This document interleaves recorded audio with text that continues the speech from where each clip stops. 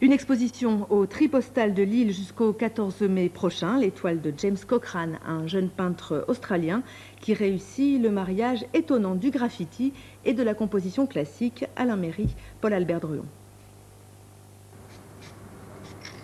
James Cochrane a découvert le graffiti lorsqu'il était SDF, il y a 17 ans. Une révélation qui l'a conduit aux Beaux-Arts, 6 années d'études pour ne plus écrire sa vie dans la marge, mais sur des toiles. Étrange alliance d'un art né dans la rue et d'un autre exposé dans les musées. Ça vient d'une idée mythologique de Bacchus, le dieu de vin. En fait, ce sont des amis peints dans un parc.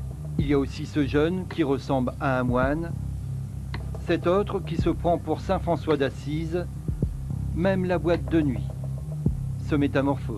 J'étais influencé par le peintre Caravage d'Italie du XVIIe siècle.